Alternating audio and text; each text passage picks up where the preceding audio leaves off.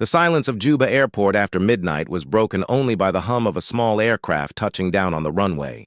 There was no welcoming committee, no government procession, no media presence.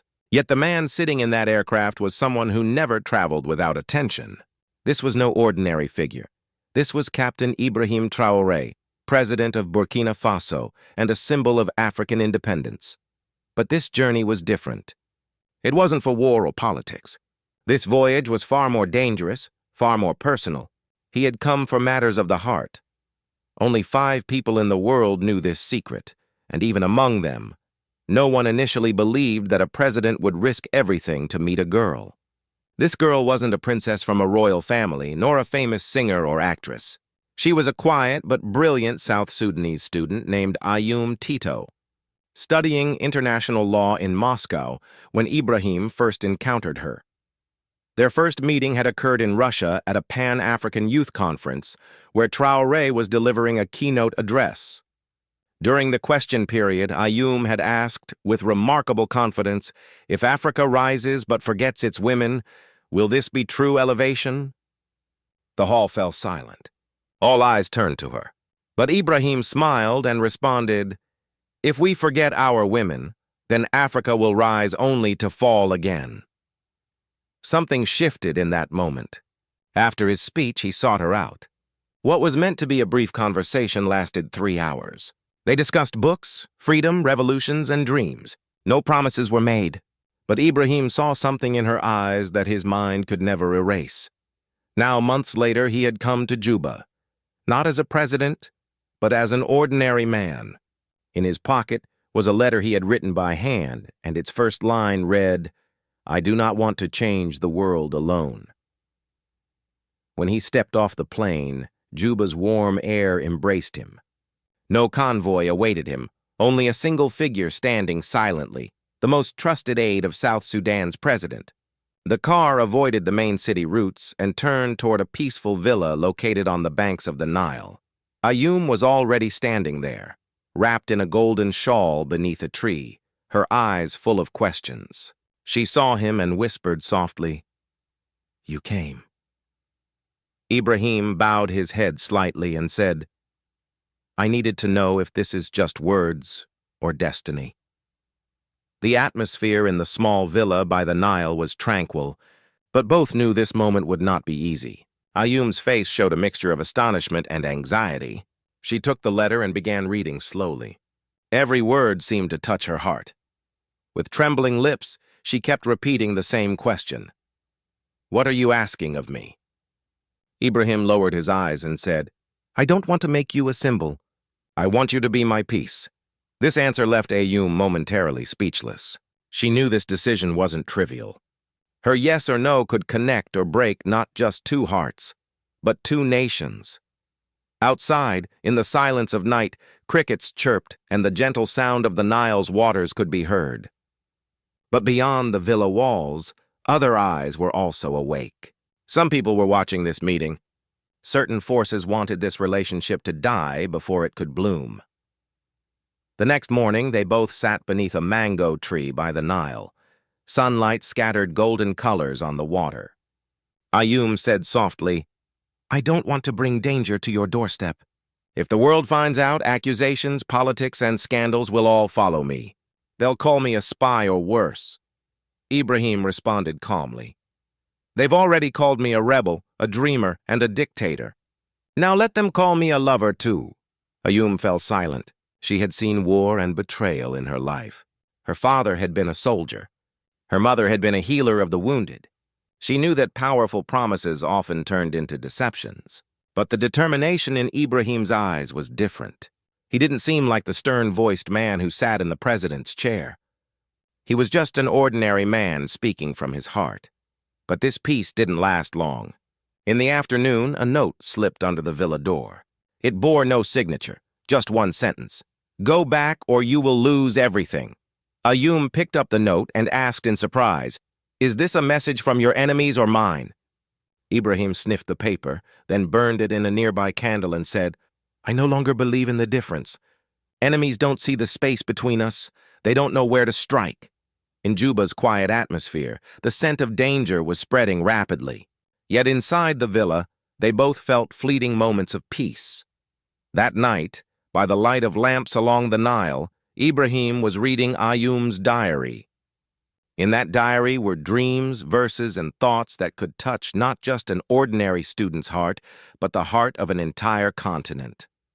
One passage read, "I don't want a crown. I want a purpose. If my voice can stop one bullet, build one school, or free one child, then my life is successful." When Ibrahim read these lines, a silent lightning seemed to flash in his eyes. This wasn't just love. These were dreams connecting with his own dreams. When Ayoum entered the room, she carried 2 cups of tea. She came barefoot, slowly, and set down the cup with a gentle smile. Ibrahim closed the diary and said just one sentence. "Marry me." Ayoum's feet seemed to root to the ground. Her breath stopped. She said in astonishment, "You promised you would ask tomorrow." Ibrahim said in a low voice, "I can't wait for tomorrow." Tears came to Ayoum's eyes. But these weren't tears of fear. They were tears of the burden that this decision was placing on her shoulders. She knew Ibrahim wasn't offering wealth or fame, but a war. A war where enemies remained invisible yet struck nonetheless. That same night, South Sudan's intelligence intercepted a secret message. A man presenting himself as a Russian journalist had arrived in Juba just hours earlier. His real purpose was to separate Ayoum from Ibrahim. The plan was extremely cunning and cruel. First, they would leak fake photographs of Ayoum with a famous arms dealer. Then they would plant false documents in her home to create the impression that she was receiving foreign funding. All of this would be given to the media and thrown before Ibrahim to make him doubt her. Early the next morning, when Ibrahim was handed an envelope marked "extremely important," his heartbeat nearly stopped. Inside were several blurry photographs, some bank documents, and a report claiming that Ayoum had trained with rebel commanders. For a moment, Ibrahim's heart wavered. He gripped these documents tightly and took a deep breath. Was all this false or true? Had he been deceived? But then his eye caught a date. The report stated that Ayoum had been at a meeting in Khartoum on that day. But Ibrahim remembered well that on the same day, Ayoum had shown him photographs from Moscow where snow was piled up and a red scarf draped her shoulders. This evidence was enough. All of this was fabricated. The enemy had not only attacked his politics but had struck at his heart. No doubt remained in Ibrahim's heart. He looked at the documents again and slammed them on the desk. His face hardened and fire blazed in his eyes. He realized this game wasn't an ordinary conspiracy, but an attempt to break his heart. He immediately grabbed his coat and, passing through the corridor, gave orders. "I want a list of every person who has entered or left Juba in the past 48 hours. Every passport, every camera, every shadow." His voice carried the determination of a battlefield. Within hours, the truth emerged. The man posing as a journalist had no visa record, no embassy connection. Further investigation revealed that the photographer who had supposedly taken these pictures had been found dead 2 days earlier. The documents shown had also been stolen from an embassy laptop 6 months prior. Now Ibrahim had no room for doubt. He clenched his fist and said, "This isn't journalism, this is war in suits." That evening, as the sun set over the Nile's waters, Ayoum was watching children play. She looked toward the sky and said, "Oh Allah, don't let me become the reason for his downfall." Fear gripped her heart that somehow this love might weaken Ibrahim. But in that moment, Ibrahim arrived and sat beside her. After a silence, he said, "They tried to turn me against you." Ayoum's eyes widened. "Did they succeed?" she asked. Ibrahim said softly, "No, because truth remains where it is, no matter how much noise lies make." Ayoum breathed a sigh of relief and rested her head on his shoulder. Now both knew that not just love but struggle was also necessary. Ibrahim held her hand and said, "Tomorrow we won't just love, we will fight too." The enemies had understood that love had become a force that could destroy their plans. The streets of Ouagadougou erupted. News spread that President Traoré was in love with a South Sudanese girl, Ayoum Tito. Rumors multiplied. Some called her a spy, others a conspiracy. Young revolutionaries began chanting slogans. If she's a traitor, show us proof. If she's ours, show us her face. Media and social media platforms went into uproar. Ibrahim sat in the presidential palace watching everything. His face was calm, but his heart was heavy. Ayoum sat before him, her face strong, but a storm raging in her heart. She knew war and hardship weren't new to her life. But now the matter was different. Ibrahim's dignity and the nation's hope were at stake. She said softly, "Do you want me to leave? Perhaps my departure will save you." Ibrahim looked into her eyes and said, "If you leave, the enemies win. If you stay, we both fight." Ayoum nodded. "Then I stay." The enemy struck again. 72 hours later, a confidential memo from the Ministry of Foreign Affairs reached the media, hinting that the president wanted to make Ayoum an ambassador to Moscow. Critics raised an uproar. This is a betrayal of the nation. The same people who yesterday had praised Ibrahim's anti-French policies now called him weak and dangerous. That evening, Ibrahim called a secret meeting of close ministers. He came in ordinary clothes, didn't sit but stood. He said, "I never hide from my people." He opened a folder containing fabricated documents, arrested agents, and evidence of their foreign connections. He looked at everyone and said, "If you doubt Ayoum, then doubt me, because the target isn't her, it's me." Silence filled the room. One general spoke, "Sir, we're with you. But if love weakens decisions," Ibrahim immediately responded, "My decisions don't weaken, your fear does." His voice cracked like lightning and he ended the meeting. Everyone understood this wasn't a personal matter but a national test. Night was deepening, but Ibrahim decided this war wouldn't remain confined to secret rooms. He announced that the next evening he would address the nation directly. When 7 p.m. struck, screens across Burkina Faso lit up. Radio waves began transmitting. Mobile notifications started buzzing. The news was, the president will address the nation. But the scene was different. No grand hall, no uniform, no flags. He sat on a simple chair with Ayoum Tito standing behind him. Ibrahim began, "My people, many questions are being asked. Who is she? Why is she here? And what is her relationship to me?" He paused for a moment as if looking into everyone's eyes and said, "She is not my weakness, she is my strength. Those who fear her actually don't fear her, but the unity we are building together. They want to divide us by tribes, borders, and history. But I say no," he gestured toward Ayoum. "This is the Africa we fight for, where love isn't betrayal, it's a bridge." For a moment, silence reigned. Then applause began. Across the country, young people took to the streets in celebration. The message reached Kenya, Mali, Niger. This is what we want to hear from our leaders. But the enemies didn't remain silent. In a secure room in Geneva, men and women in suits were watching this address. One said, "He's becoming more powerful." Another spoke, "Then we need to strike harder." Someone asked, "How?" The answer came, "Everyone has something from their past." 2 days later, a new strike came. An old file surfaced from South Sudanese security services. Ayoum's name was in it, with accusations that she had participated in protests with Pan-African student groups accused of spreading anti-Western ideologies. There was no trial or sentence, just smoke, released into the air. European newspapers ran. Headlines, "Is President Traoré captivated by an extremist student?" A storm erupted on social media. Old photographs emerged showing Ayoum at 19, holding a placard and chanting slogans.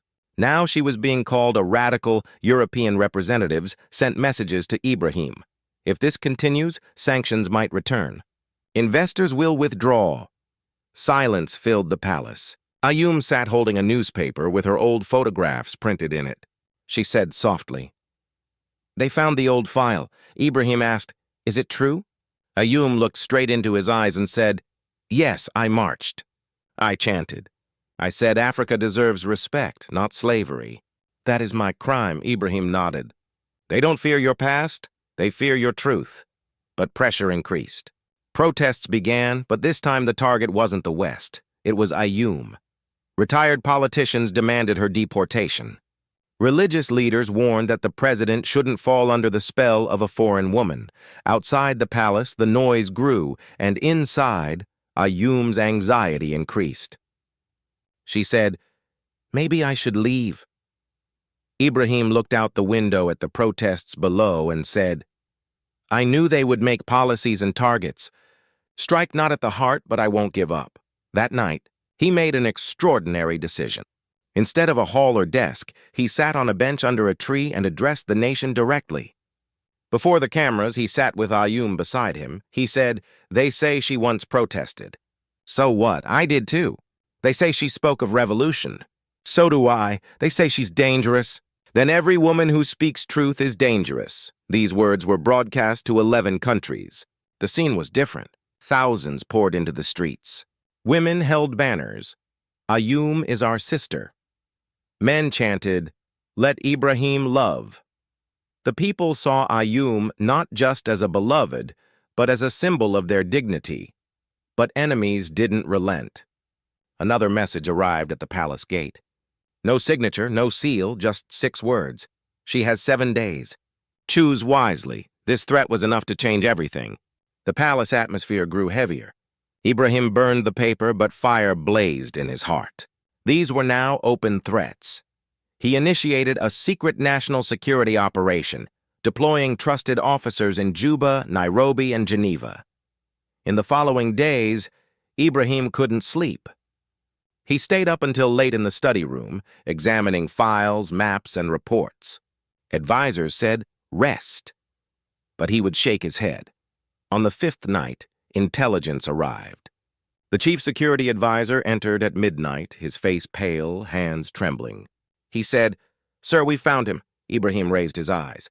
A name emerged, Colonel Gérard Lafontaine, a former French military intelligence officer who, after retirement, worked as a consultant in Africa to topple governments and silence voices. Ibrahim's jaw tightened. Lafontaine had been in Juba when he first met Ayoum. He had stayed at a hotel near Ayoum's university friends. Investigation revealed he had paid a South Sudanese media agent to leak fake photographs and documents. The advisor said softly, "Sir, this is all his game. The files, the threats, the propaganda. The target was to reach your heart." Ibrahim moved toward the window. Outside, the night was silent, but a storm raged in his mind. He said, "This wasn't all because of one woman, but an attempt to find my weakness. But they forgot, strikes at the heart don't break a person. They strengthen them." The next morning, he decided there would be no more secrets. The real culprit had to be brought before the world. Commotion erupted in the capital. The president announced an international press conference. In a large hotel hall, dozens of cameras and journalists gathered. Everyone wanted to know what revelations he would make. When Ibrahim entered, everyone was shocked. No military uniform, no formal coat, just a simple man in ordinary clothes approaching the microphone. Ayoum stood silently beside him, pressure on her face but courage in her heart. Ibrahim spoke directly. "They sowed lies, created fake photographs, pulled out old files. But today I name names. All of this is the conspiracy of Colonel Gérard Lafontaine, who has been active for decades to suppress Africa's independent voices." Silence filled the hall. He showed photographs, dates, and evidence. His presence in Juba, his connections, the roots of fake propaganda. Then Ibrahim shocked everyone. He raised Ayoum's hand and said, "This woman stood by me when a storm of lies came. They called her a burden, but she is my strength. If they consider her my weakness, then I announce she is my companion, my sister, and if she accepts, my wife." The entire hall echoed. Cameras captured the scene. Tears flowed from Ayoum's eyes, and in a trembling voice she said, "Yes, I accept." This moment was etched in history. The echo reverberated across Africa. In South Sudan, people began dancing. A square was renamed Freedom of Hearts Park. In Ouagadougou, drums were beaten. Women sang songs.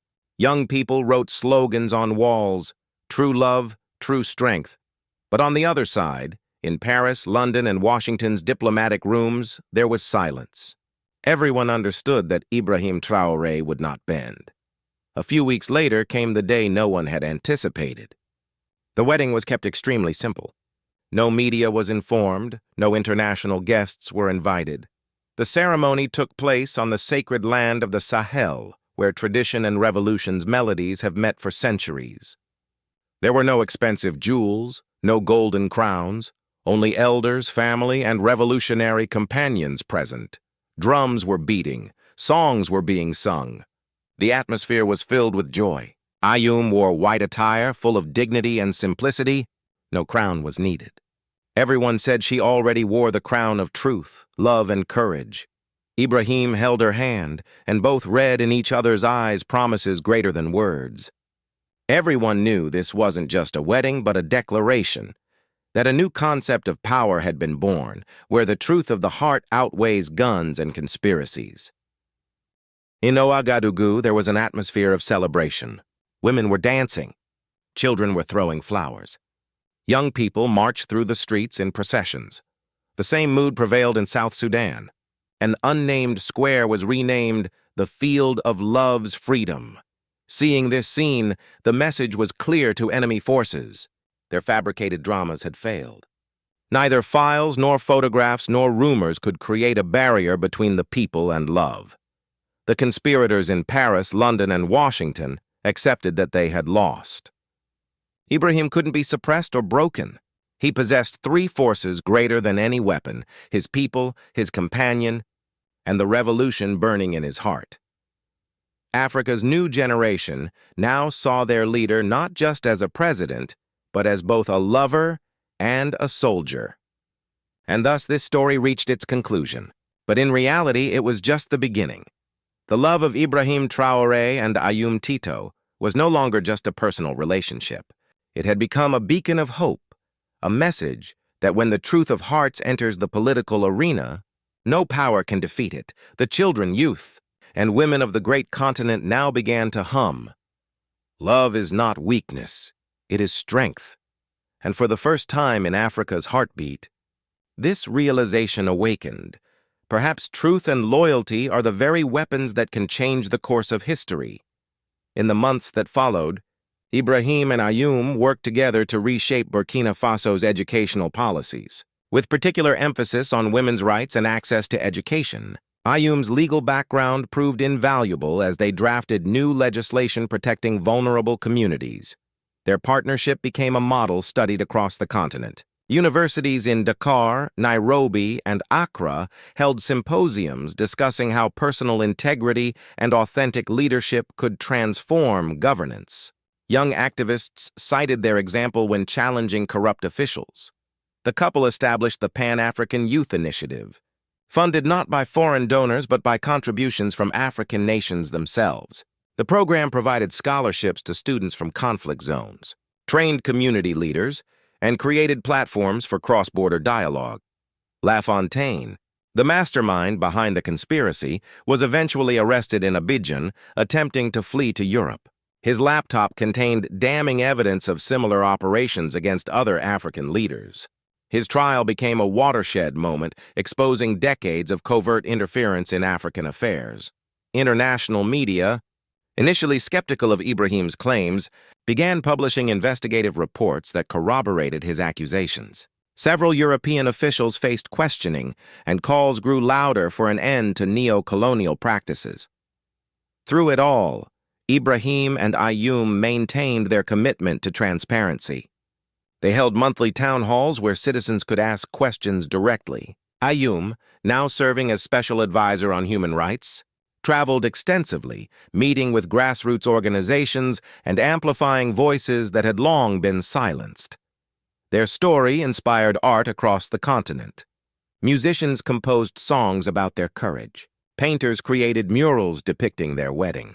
Poets penned verses celebrating love that defied boundaries and conspiracies. But perhaps their greatest achievement was demonstrating that vulnerability could be a form of strength. Ibrahim's willingness to love publicly, to risk everything for truth, showed that leadership didn't require emotional detachment. Instead, it demanded authentic connection to the people and to one's own humanity.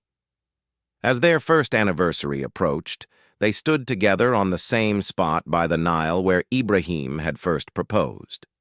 The mango tree had grown, children played nearby, and the future, uncertain but bright, stretched before them like the river itself. Endless, flowing, and full of life. Ayoum turned to Ibrahim and asked, "Do you think we changed anything?" Ibrahim smiled and replied, "We showed them that the heart of Africa beats strongest when it beats with truth. That's not everything, but it's a beginning." And indeed, it was a beginning. Across the continent, young leaders emerged who refused to compromise their integrity for power. Women stepped forward, emboldened by Ayoum's example. Citizens demanded accountability from their governments, inspired by Ibrahim's transparency. The revolution wasn't televised in grand declarations or military victories. It happened in classrooms where girls learned they could lead nations, in village meetings where communities organized without foreign NGOs directing them, in the hearts of millions who began to believe that Africa's destiny belonged to Africans alone. Years later, historians would debate the true impact of Ibrahim Traoré and Ayoum Tito's partnership. Some would credit them with accelerating African unity. Others would note the limitations they faced against entrenched power structures. But those who had witnessed their journey firsthand knew the truth. They had proven that even in an age of cynicism and manipulation, authentic love and courage could still inspire nations. They had shown that the personal was indeed political, and that fighting for justice meant fighting for the right to love without fear. Their legacy wasn't measured in policies alone, but in the countless young Africans who looked at their story and thought, "If they could stand firm against the world, so can I." And that, perhaps, was the greatest revolution of all. Not a change imposed from above, but a transformation rising from the hearts of people who dared to believe in something greater than themselves. As the sun set over West Africa on another day, Ibrahim and Ayoum stood on their balcony, watching the city lights flicker to life. Somewhere below, a young girl was studying law by lamplight, dreaming of justice. A young man was organizing his community against corruption. A couple was planning their future, unafraid to love across boundaries that once seemed insurmountable.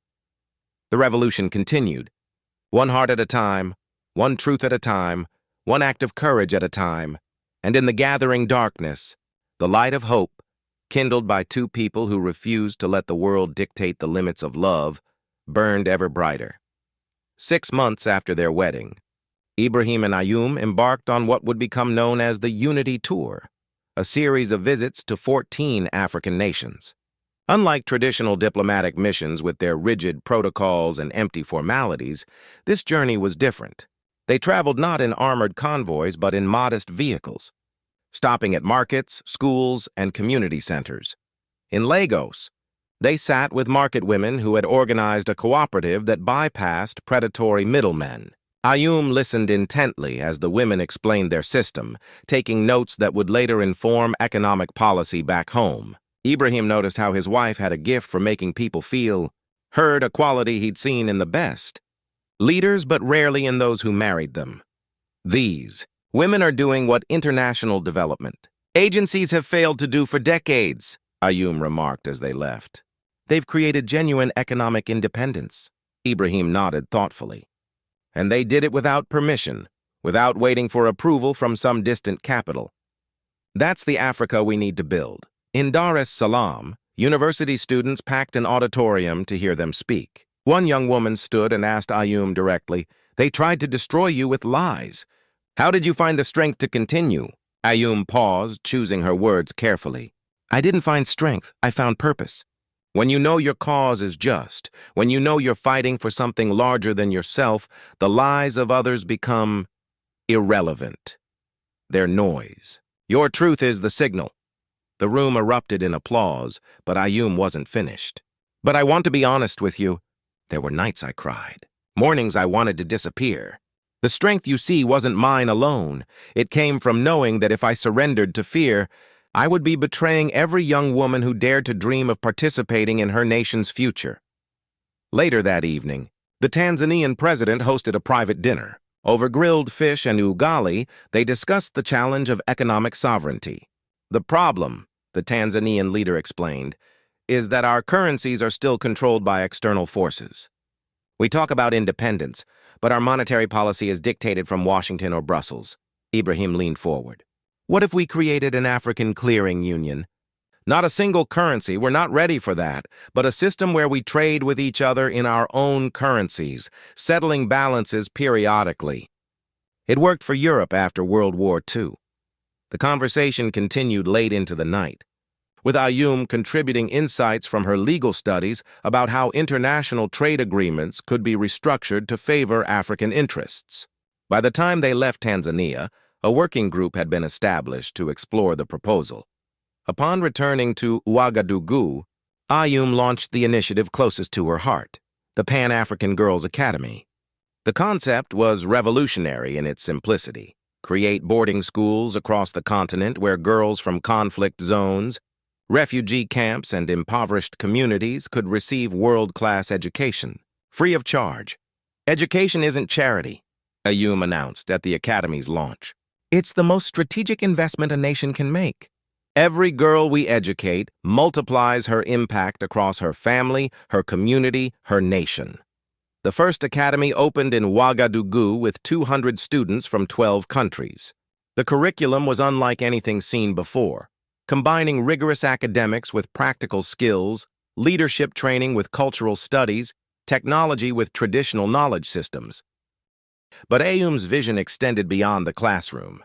She insisted that each student spend time working with local communities, understanding the real challenges facing ordinary Africans. Students helped farmers implement water conservation techniques, assisted nurses in rural clinics, and taught digital literacy to older generations. Ibrahim watched with pride as his wife transformed from a student of international law into an architect of social change. He noticed how she never positioned herself above the work. She was often found teaching classes herself, sitting with students during meals, listening to their dreams and fears. One student, a 15-year-old girl named Amara from Mali, had lost her entire family to conflict. She had arrived at the academy silent, traumatized, seemingly broken. Ayoum took special interest in her, spending hours just sitting with her, not forcing conversation but providing steady presence. Months later, Amara stood before the entire school and delivered a speech about resilience that left many in tears. "Madame Ayoum taught me that surviving isn't enough," she said. "We must transform our pain into purpose. My family died fighting for a better Mali. I will honor them by becoming the leader they never got to see." That night, Ayoum confided in Ibrahim, "Sometimes I wonder if we're moving fast enough. There are millions of girls like Amara who need opportunities." Ibrahim took her hand. "You've created a model. Others will replicate it. That's how sustainable change happens, not through one heroic effort, but through systems that outlive their founders." Despite their successes, enemies hadn't abandoned their mission to undermine Ibrahim and Ayoum. In Brussels, a think tank published a report questioning Burkina Faso's authoritarian tendencies and specifically highlighting the cult of personality around the presidential couple. The report was sophisticated, mixing legitimate critiques of regional security challenges with insinuations about corruption and foreign influence. Buried in footnotes were suggestions that Ayoum's educational initiatives were fronts for indoctrination. Western media outlets picked up the narrative. Headlines emerged. "Burkina Faso's first couple, reformers or autocrats?" Questions surround funding for Traoré's education empire. Is love story a cover for power consolidation? Ibrahim convened his Security Council. Intelligence reports confirmed that the same networks involved in the earlier conspiracy against Ayoum were behind this new assault. They had simply changed tactics, moving from crude fabrications to more subtle reputation assassination. "They're learning," his intelligence chief noted. "This time they're not creating obvious lies. They're taking facts and twisting context, adding implications, raising questions they never intend to answer." Ayoum sat in the meeting, her face composed but her mind racing. She had studied these tactics in her law courses, the way powerful interests manufactured consent, controlled narratives, destroyed reputations while maintaining plausible deniability. "We need to respond differently this time," she said. "We can't just defend ourselves. We need to go on offense intellectually. She proposed an innovative approach. Invite international journalists, academics, and civil society leaders to independently investigate every claim in the report. Provide them complete access to financial records, to schools, to government proceedings. Let them interview anyone they wanted without restriction. Transparency is our weapon, Ayum argued. They expect us to deflect and defend. Instead, we'll open everything to scrutiny. Either the truth will vindicate us or we'll learn where we're actually failing and improve. Ibrahim smiled. They really don't understand what they're dealing with, do they? They think you're a liability. They don't realize you're the sharpest strategic mind I've ever encountered. The Transparency Initiative launched 3 weeks later. A dozen international observers arrived, skeptical but intrigued. They were given unprecedented access to financial records, to closed government meetings, to citizens who were guaranteed protection if they wanted to lodge complaints. What they found surprised many of them. Yes, Burkina Faso faced serious challenges. Any nation emerging from decades of exploitation and instability would. But they also found a government genuinely attempting to serve its people, to operate with integrity despite enormous external pressures. One French journalist, initially assigned to write an exposé, ended up publishing a piece titled "What the West Gets Wrong About African Leadership." She wrote, "I came expecting to find corruption and authoritarianism. What I found instead was a young couple trying to build something genuine while the West continues undermining African sovereignty at every turn." Just as momentum seemed to be building in their favor, crisis struck. A meningitis outbreak in the northern regions threatened to become an epidemic. Healthcare infrastructure, already strained, was overwhelmed within days. Ibrahim immediately mobilized the military to transport medical supplies and personnel, but it wasn't enough. The WHO offered assistance, but with conditions attached, structural adjustment programs that would force privatization of Burkina Faso's remaining public services. They want us to choose between saving lives today and surrendering our sovereignty tomorrow, Ibrahim told Ayum in frustration. Ayum was already working on alternatives. She reached out to Cuba, which had a history of sending medical brigades without political strings attached. She contacted African nations with vaccine production facilities. She mobilized the network of Pan-African youth groups to organize logistics and community education. Within 72 hours, a coordinated continental response was underway. Cuban doctors arrived in Ouagadougou. Senegal provided vaccines at cost. Kenyan NGOs sent purification equipment. Young volunteers from 15 nations converged to help with outreach and care. But Ayum didn't coordinate from behind a desk. She put on a nurse's uniform and went to the most affected villages herself. When advisors warned about security risks, she was blunt. If I ask people to trust this response, I need to be part of it. Leadership means presence, not press releases.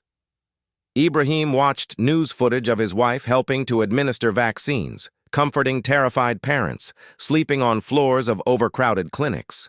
He felt simultaneously proud and terrified, proud of her courage, terrified of losing her. Late one night, he visited her in the field. He found her exhausted, her uniform stained, her eyes red from fatigue but still fierce with determination.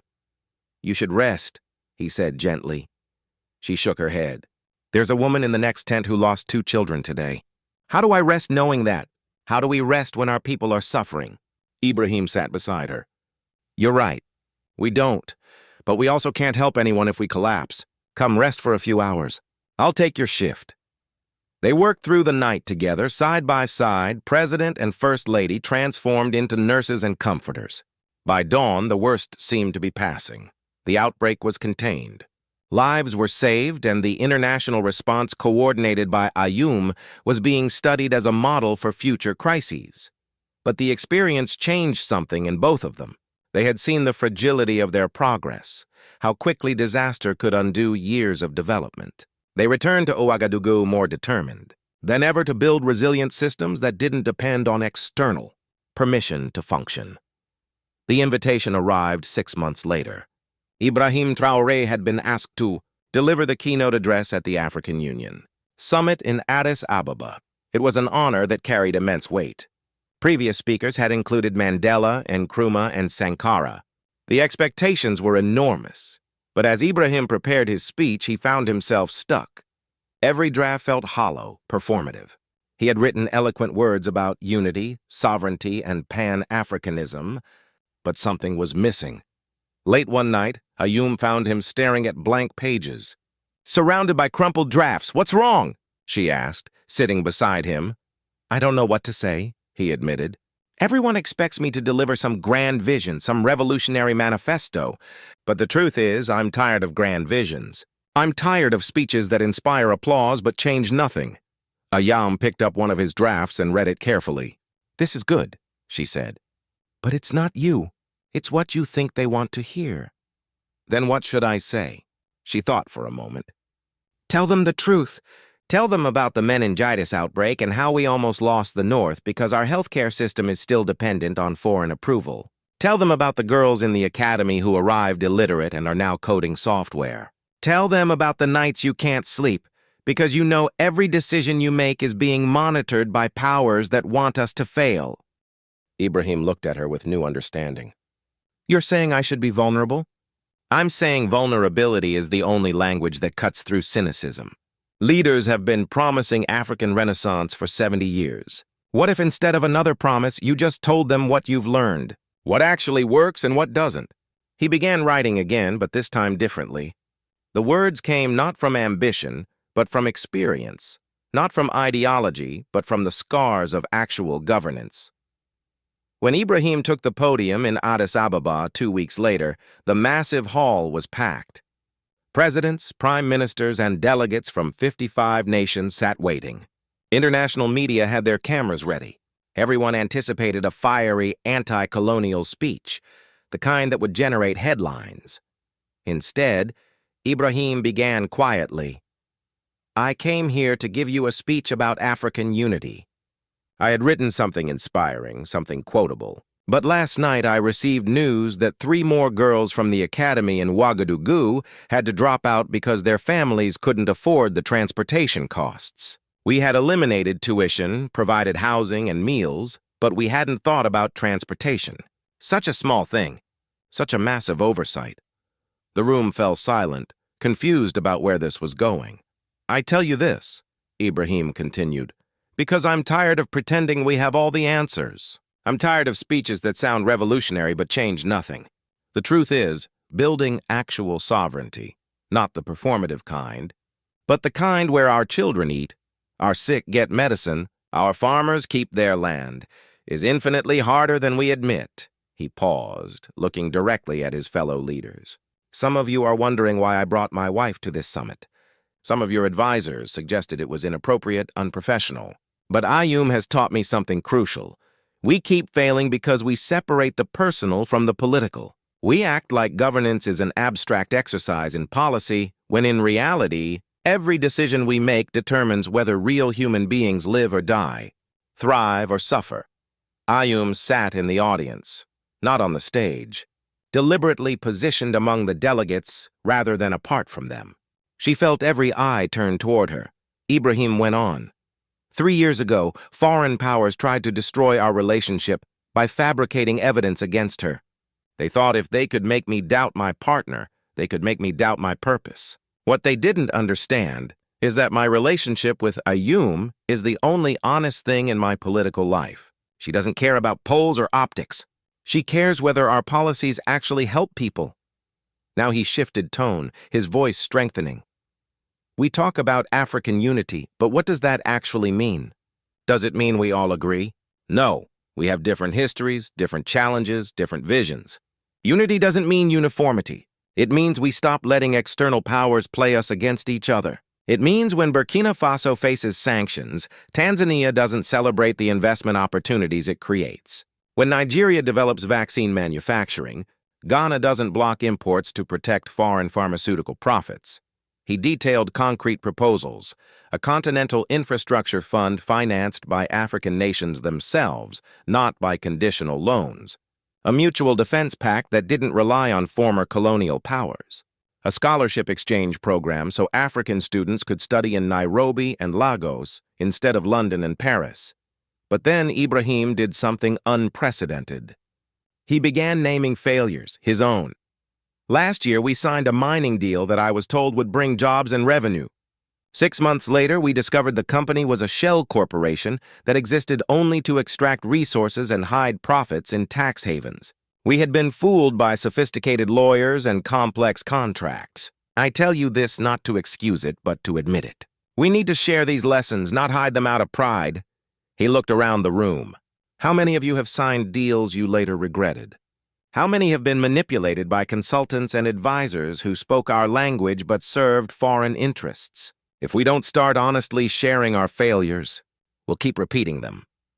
The speech continued for another 30 minutes, mixing vulnerability with vision, acknowledging challenges while refusing to accept defeat. When he concluded, there was a moment of stunned silence, then sustained applause that lasted over 5 minutes. But more importantly, something shifted in that room. After the formal session, instead of the usual diplomatic receptions, spontaneous conversations erupted. Leaders who normally maintained careful distance gathered in small groups, actually talking about real challenges rather than performing for cameras. The Kenyan president approached Ibrahim and Ayum. That bit about the mining deal, we had almost the exact same experience. Our lawyers missed a clause that gave the company perpetual rights. We've been trying to renegotiate for 2 years. Share your contract, Ibrahim said immediately. Let's compare notes. Maybe together we can identify the patterns, warn others. That conversation led to the formation of what would become known as the Continental Legal Defense Network, a group of lawyers from different African nations who would review major contracts, share tactics used by predatory corporations, and provide countries with real negotiating power. 3 weeks after the AU summit, intelligence intercepted communications that chilled everyone who read them. There was a credible plot to assassinate both Ibrahim and Ayum during an upcoming visit to a school in rural Burkina Faso. The details were disturbingly specific. The assassins knew the route, the timing, even the seating arrangements at the school ceremony. This wasn't opportunistic. It was meticulously planned. Ibrahim's security chief recommended canceling the visit. Sir, we can't guarantee your safety. Whoever planned this has access to information they shouldn't have. Ibrahim looked at Ayum. They had developed the ability to communicate silently, to read each other's thoughts in glances. She gave the slightest nod. We're going, Ibrahim announced. Sir, we're going, he repeated, his voice firm. But we're changing everything about how we go. Instead of the planned convoy of armored vehicles, they would travel in an ordinary car. Instead of the scheduled ceremony, they would arrive a day early. Instead of elaborate security perimeters that telegraphed their location, they would rely on surprise and community intelligence. If there's a mole in our operation, Ayum reasoned, every detail we feed through official channels will reach the plotters. So we feed them false information and do something completely different. The night before the real visit, Ibrahim and Ayum sat with their closest advisors, people they had known for years, whose loyalty had been tested repeatedly. One of you might be compromised, Ibrahim said bluntly. Not because you want to be, but because they're good at finding pressure points. Sick relatives, financial troubles, things they can exploit. So I'm telling all of you, the President and First Lady will not be visiting the school tomorrow. He watched faces carefully, looking for reactions. Relief, disappointment, calculation. Then he and Ayum slipped away from the palace through a service entrance known only to a handful of people. They drove themselves in an old car borrowed from a trusted friend, taking back roads toward the village. They arrived at dawn, before most people were awake. The village chief, who had been secretly notified through a separate channel, greeted them with surprise and concern. You shouldn't be here, he said. It's not safe. Nowhere is safe, Ayum replied. So we might as well be where we're needed. The school visit happened organically without ceremony. Children arrived for class to find their president sitting on the floor of their classroom, helping their teacher organize books. Ayum was in the kitchen with local women preparing lunch. When one of the elders asked why they had come without security, without announcement, Ibrahim was honest. Someone wants to kill us. We could hide in the palace, but then they win. They want us afraid, separated from our people. So we came anyway, just differently. The village elder nodded slowly. When you govern with truth, you need less security. The people become your security. It was a simple observation, but it contained profound wisdom. By evening, without any formal arrangement, villagers had organized themselves into a protective network. Young men patrolled the perimeter. Women ensured food and shelter. Elders maintained communication with neighboring villages. That night, as promised intelligence had predicted, a group of armed men approached the village where the official visit was supposed to happen, 30 kilometers away. They found only military personnel waiting for them. The ambush had been ambushed. 3 of the would-be assassins were captured alive. Under interrogation, they revealed what investigators had suspected. The operation had been coordinated from outside Burkina Faso, but depended on inside information. The source was eventually traced to a mid-level official in the transportation ministry, someone with access to presidential schedules, but not to the innermost circle of trusted advisors. He wasn't even ideologically opposed to us, the intelligence chief reported. They offered him 50,000 euros and threatened his daughter who's studying in France. He thought he was just providing schedule information, didn't understand it was for an assassination. Ibrahim felt anger, but also sadness. This was how they operated, finding vulnerable people, exploiting their fears, turning them into unwitting accomplices. When the story eventually became public, there were calls for severe punishment. But Ibrahim and Ayoum took a different approach. They met with the official privately. "You helped people who wanted to kill us," Ibrahim said. "You understand that?" The man was weeping. "They have my daughter. They said if I didn't cooperate, she would disappear. I thought I didn't know." Ayoum spoke gently but firmly. "Your daughter is already safe. We extracted her from France yesterday. She's in Accra with your sister. The people who threatened you have no power over her anymore." The man looked up in disbelief. "But as why?" "Because breaking you doesn't help anyone," Ibrahim said. "But you will spend the next 10 years serving this country in a different way. You'll work with us to identify how foreign intelligence services recruit people. You'll help us build systems so others aren't trapped like you were. Is that acceptable?" It was a gamble, trusting someone who had betrayed them. But it was also strategic. By showing mercy combined with accountability, they sent a message. "We know you're human. We know how they operate. Join us in fighting them instead of destroying yourself with guilt." If assassination wouldn't work, the next approach was total character annihilation. 6 months after the failed plot, a coordinated media campaign launched across 3 continents simultaneously. A documentary appeared on European streaming platforms, Burkina Faso, Love Story or Dictatorship.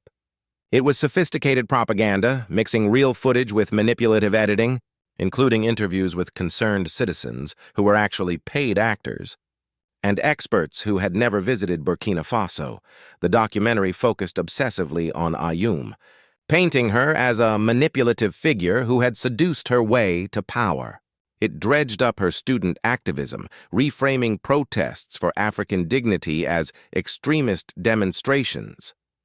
It questioned the funding of the Girls' Academy, insinuating money laundering despite all finances being publicly auditable.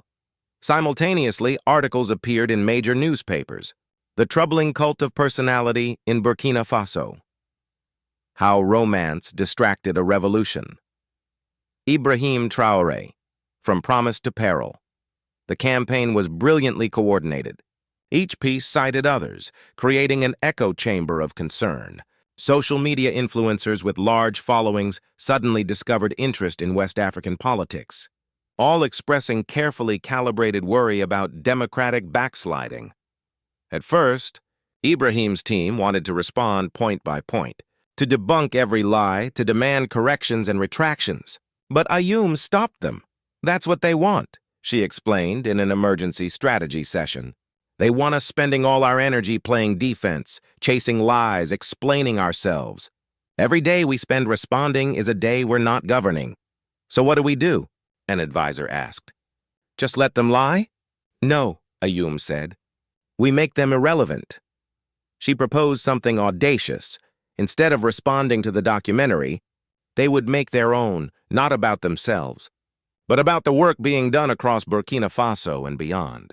They would document the girls' academy in detail, interview students and families, show financial records transparently.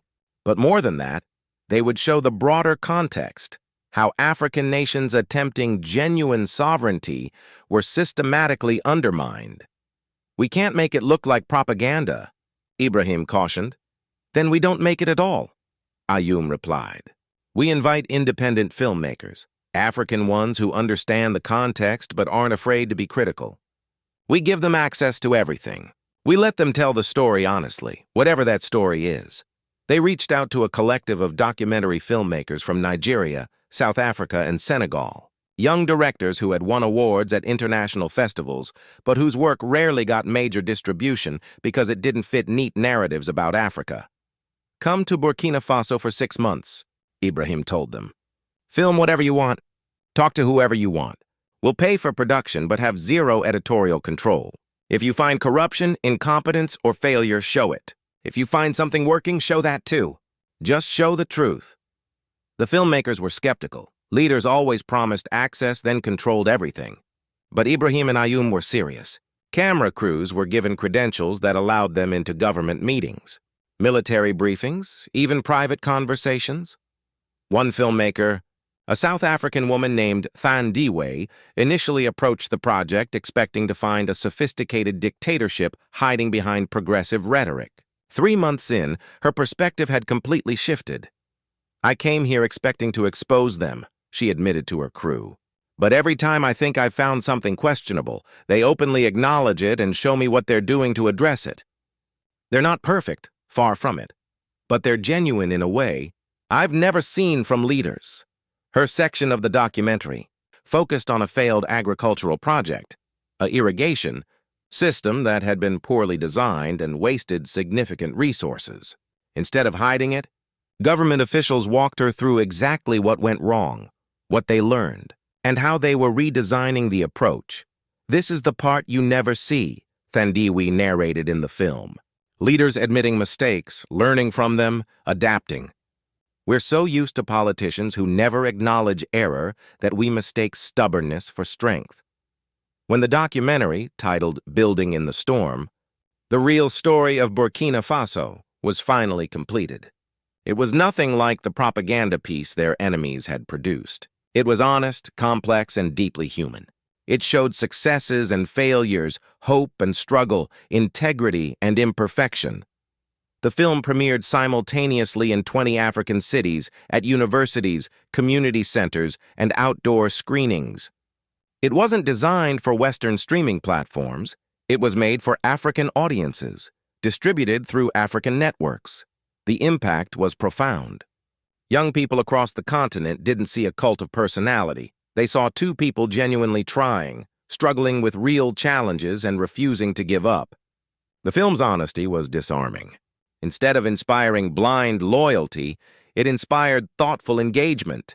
Emboldened by growing Pan-African solidarity, Ibrahim and Ayoum decided to tackle the most sensitive issue of all: monetary sovereignty. During their continental tour, they had witnessed firsthand how African economies remained trapped by currency arrangements that benefited former colonizers. The CFA franc, used by 14 West and Central African nations, was particularly egregious. These nations were required to deposit 50% of their foreign exchange reserves in the French treasury, effectively allowing France to control their monetary policy decades after independence. At a private dinner with leaders from 6 CFA countries, Ibrahim posed a direct question. What would happen if we all simultaneously announced we're leaving the CFA zone? The room went silent. One president finally spoke. France has toppled governments for less. They'll activate every mechanism: sanctions, diplomatic isolation, media campaigns, possibly worse. They can't topple all of us simultaneously, Ayoum pointed out. Not if we coordinate, not if we have alternative systems ready. Another leader shook his head. It's not just France. The entire international financial system is designed to punish monetary independence. Look what happened to Gaddafi when he tried to create a gold-backed African currency. Ibrahim leaned forward. Gaddafi made mistakes. He tried to do it alone. He made it about his ego. He gave them excuses. What if we did it differently? What if 6 nations simultaneously announced a transition to national currencies backed by African continental institutions? What if we had already built alternative payment systems so our economies wouldn't collapse during transition? The conversation continued late into the night. These were leaders who had all privately resented monetary subordination, but felt trapped. Now, for the first time, they were discussing collective action.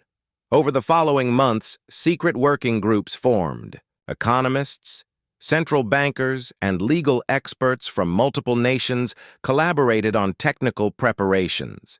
They studied how other countries had successfully transitioned, learned from failures, and designed systems specifically adapted to African contexts. The plan was elegant in its simplicity. Phase 1 would involve creating inter-African payment systems so trade could continue without European intermediaries.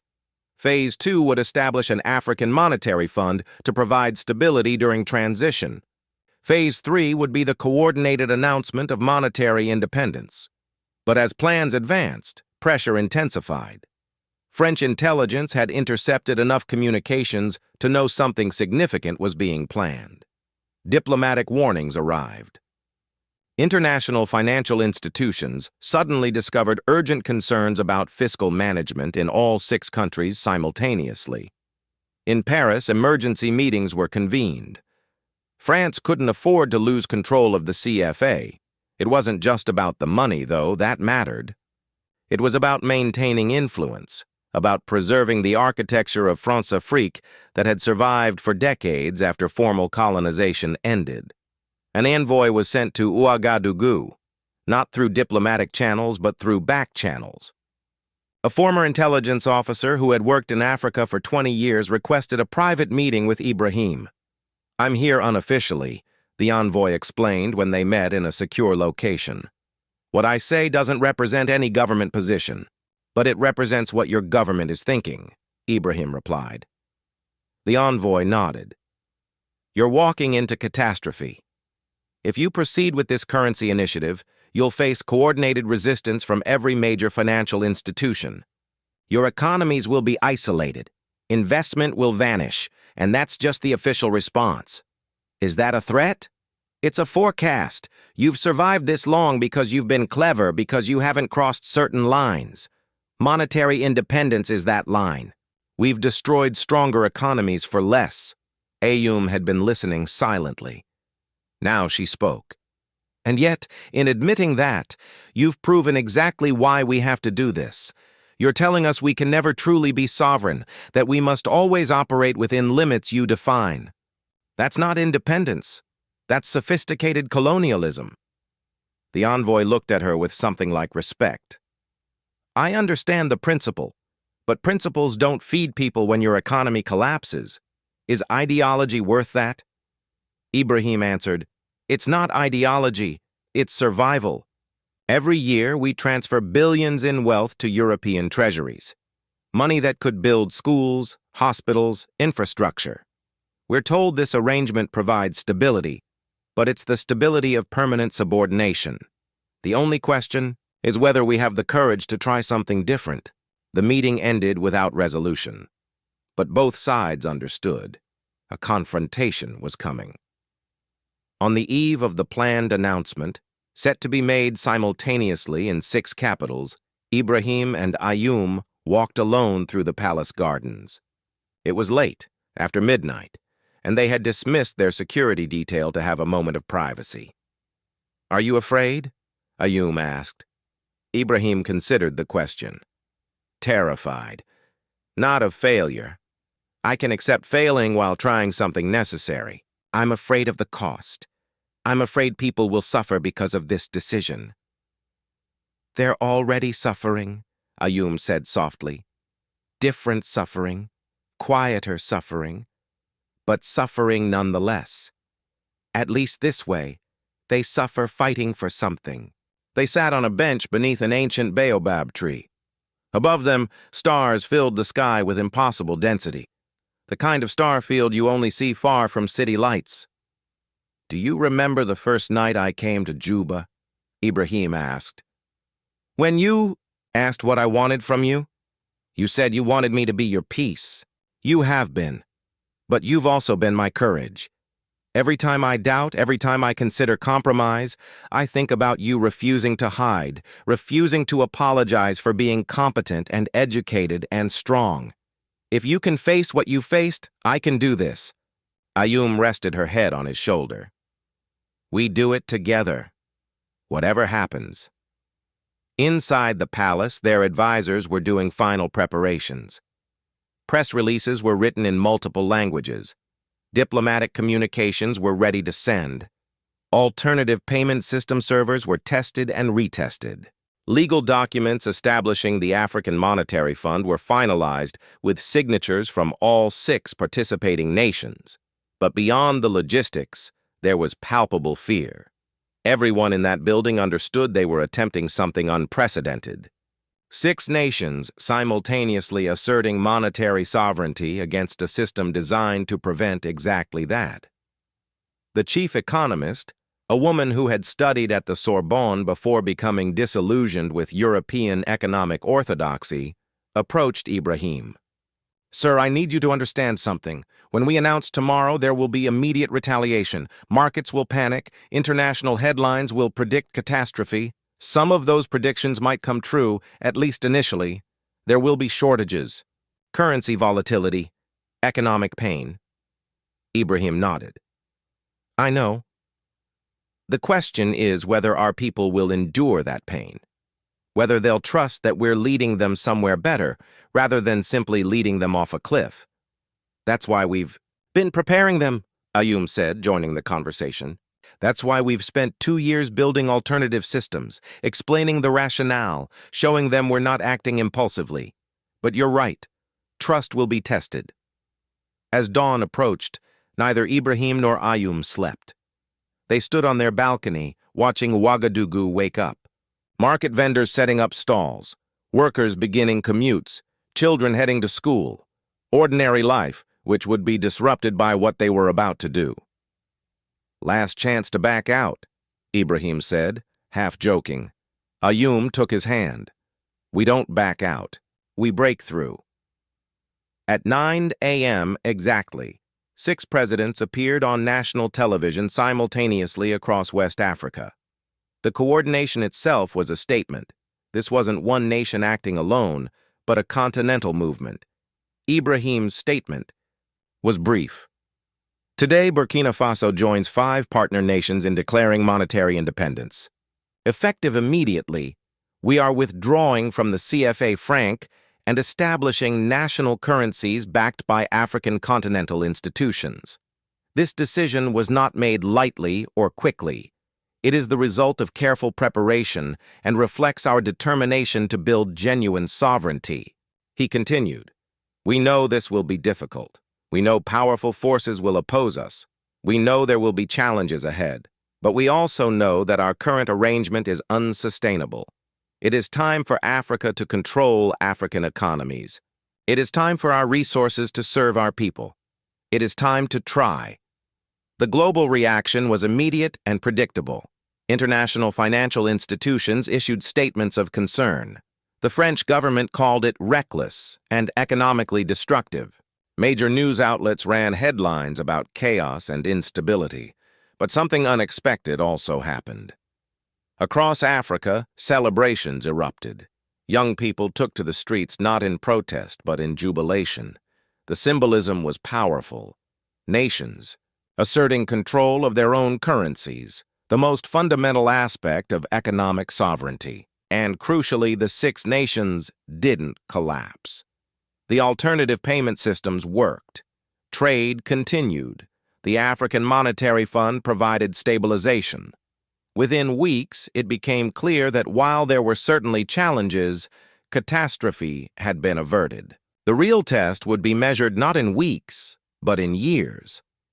Whether these nations could sustain independence, whether they could resist the inevitable pressures to return to the old system, whether they could prove that African sovereignty was viable. But on that first day, as Ibrahim and Ayum watched reactions flood in from across the continent, they allowed themselves a moment of hope.